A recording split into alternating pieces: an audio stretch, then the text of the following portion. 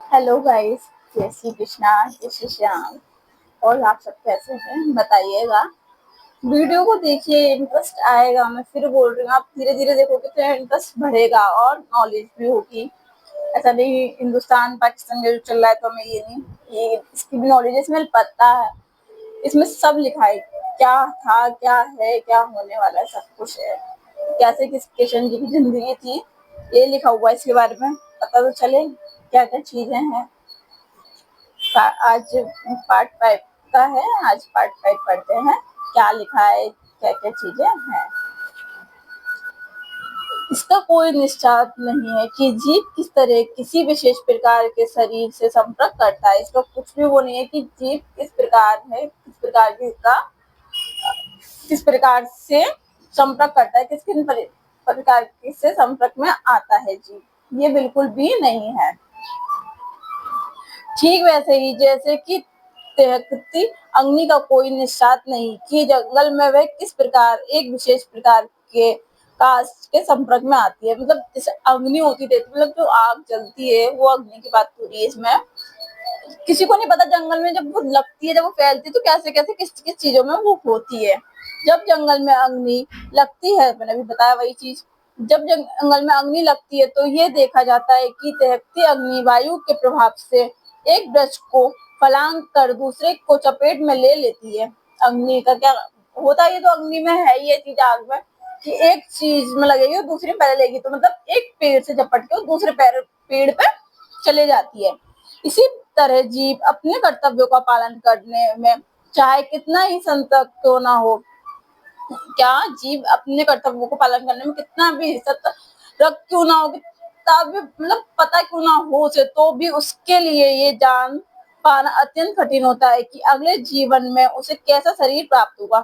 जितना भी हम कर लें, कुछ भी कर लें, लेकिन हमें नहीं पता अगले जन्म में क्या होगा, कौन सा शरीर मिलेगा। इंसान बनेंगे भी नहीं बनेंगे, जानवर बन जाए, क्या पता क्या हो क्या नहीं। महाराज भरत साक्षात्कार संबंधी अपना कर्तव्य अत्यंत श्रद्धापूर्वक निभा रहे थे, किंतु संयोगवश उन्हें एक मर्द के प्रति चिरस्थायी अनुराग उत्पन्न हो गया, जिससे उन्हें अगले जन्म में मर्द का शरीर धारण करना पड़ा। क्या हुआ, जो महाराज थे उन्होंने सारी चीज करी, लेकिन एकदम से चीजें ऐसी वो हुई, श्रद्धा पूर्वक निभा रहे थे, सब चीज श्रद्धा पूर्वक निभा रहे थे अपने कर्तव्य, किंतु सहयोग बंद, किंतु चीजें मतलब सहयोग बंद, मतलब कोई चीजें बनती हैं अपने आप, कहते हैं सहयोग बन के आया है भाई, सहयोग बन, उन्हें एक मर्द के प्रति अचिर स्थायी अनुराग उत्पन्न हुआ, जिसे उन्हें किसका जन्म मिल गया, मगर का। मगर कौन, मगरमच्छ। अपनी पत्नी की रक्षा का उपाय सोचकर वासुदेव अत्यंत पापी कंस से सम्मान बोले। यद्यपि कंस सर्वाधिक पापी था, कभी कभी ऐसा होता है कि वासुदेव जैसे पुरुष को कंस जैसा परम पापी व्यक्ति की चाटुकारिता करनी पड़ती है। कभी कभी वासुदेव जैसे अच्छे व्यक्ति को कंस जैसे अच्छा दुष्ट व्यक्ति की क्या करनी पड़ती है, चापलूसी। चापलूसी ना, उसके लिए सारी चीजें करना, हो जैसा कह रहा है वैसे करना, उसकी वो करना, ठीक है। कूटनीतिक व्यापार ऐसे ही चलता है। यद्यपि वासुदेव अत्यधिक भिन्न थे, किंतु ऊपर से वे मुस्कुराने लगे। कंस अति निर्दय था, इसलिए उन्होंने इस निर्जल को इस प्रकार संबोधित किया, है मेरे प्रिय कंस, तुम ये मान लो कि तुम्हें अपनी बहन से कोई खतरा नहीं है। तुम मान लो कि तुम्हारी बहन से तुम्हें कोई खतरा नहीं है। तुम्हें खतरे की आशंका इसलिए है क्योंकि तुमने आकाशवाणी सुनी है। तुम्हें खतरे की आशंका क्यों है, तुमने आकाशवाणी सुनी है जो आकाश से भूली गई है। किंतु ये खतरा तो तुम्हारी बहन के पुत्रों से आना है, जो इस समय यहाँ उपस्थित नहीं है। जो खतरा आना है वो तुम्हारी बहन के पुत्रों से आना है, तुम्हारे भांजों से आना है। तो जो है ही नहीं है तो उसकी क्यों क्यों बातें करनी, क्यों उससे डरना कि भविष्य में पुत्र हो या नहीं, क्या पता भविष्य में पुत्र हो भी या नहीं।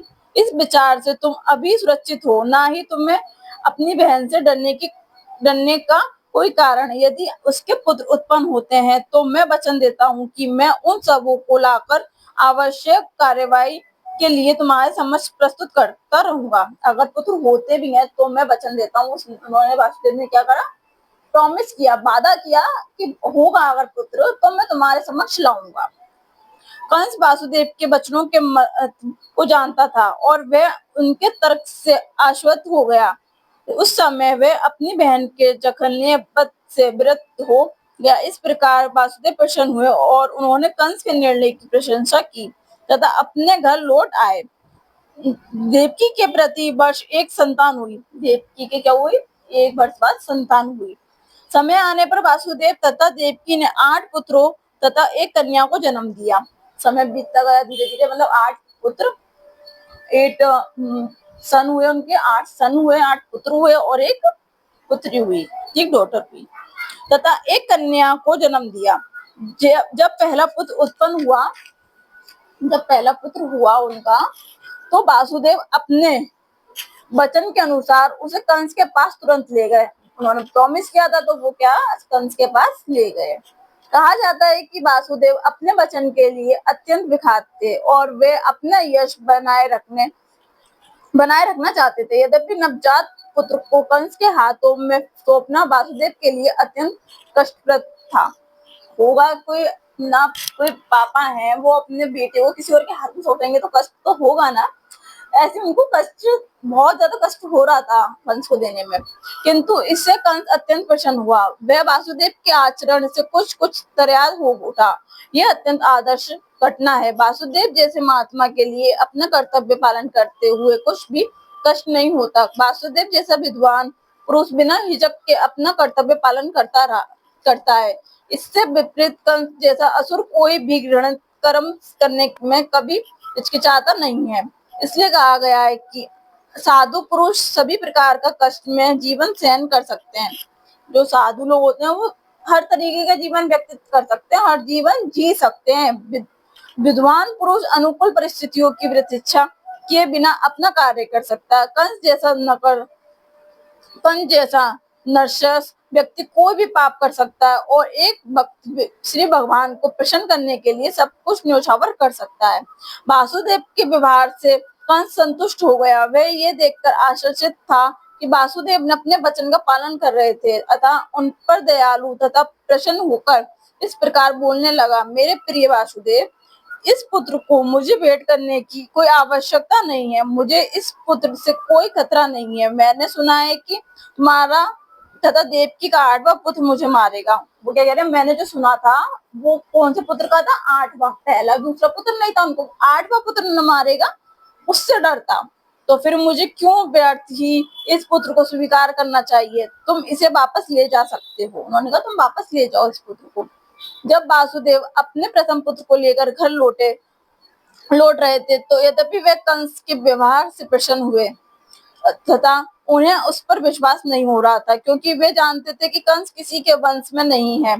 कंस जो है वो किसी के वश में नहीं है, वो अपने ही है। एक नास्तिक पुरुष कभी भी अपने वचन का पक्का नहीं हो सकता। एक जो नास्तिक पुरुष होता है, जो दुष्ट होता है, वो अपने वचन का कभी पक्का नहीं होता है।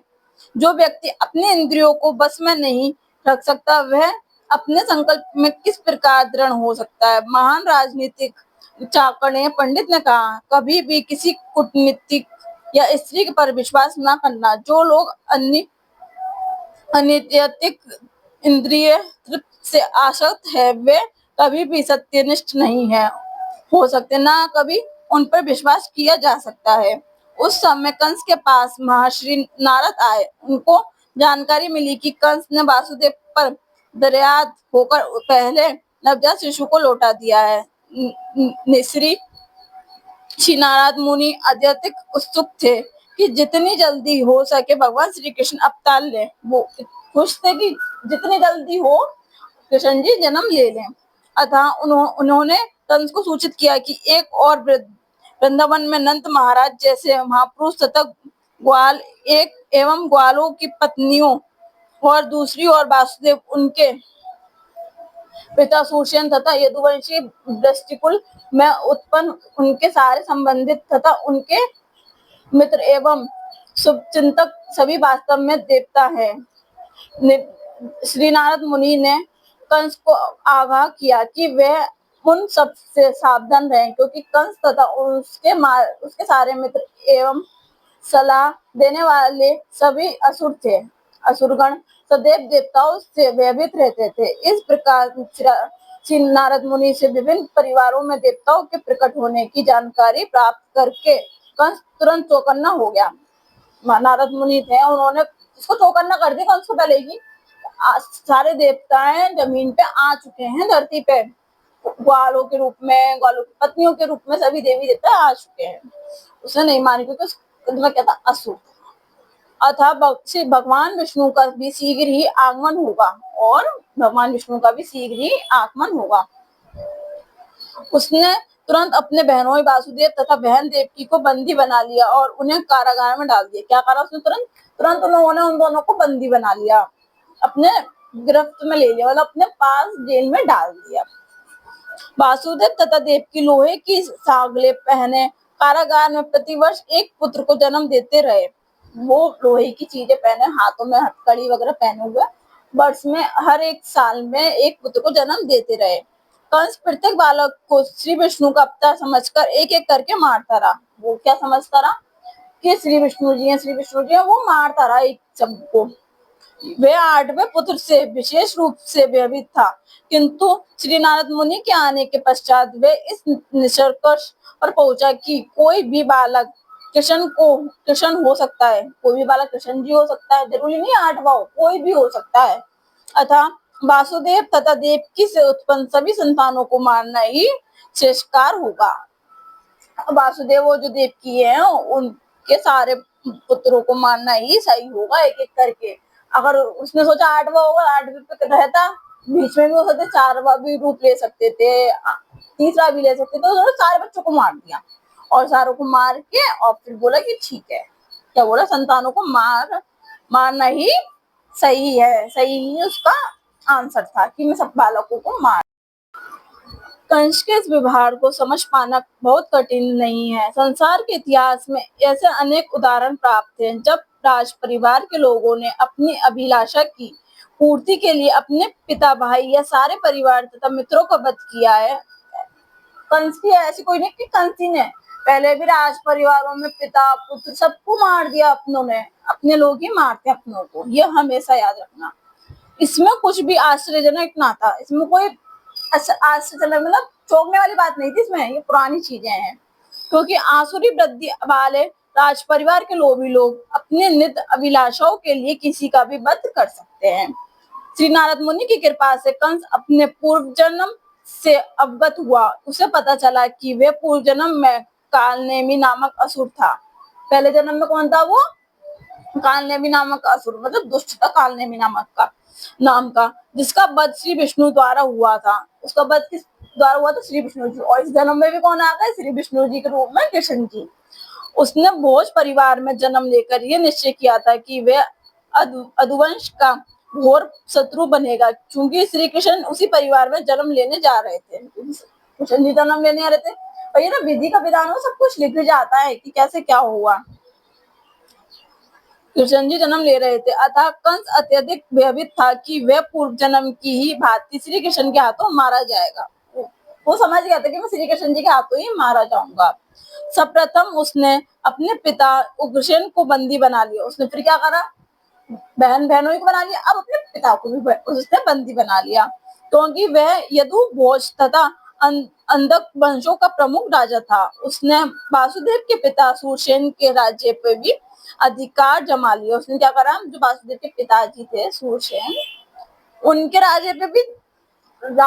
राज्य पे भी अधिकार जमा लिया और अपने आप को इस समस्त देशों का राजा घोषित कर दिया, और अपने आप को सारे देशों का राजा घोषित कर दिया।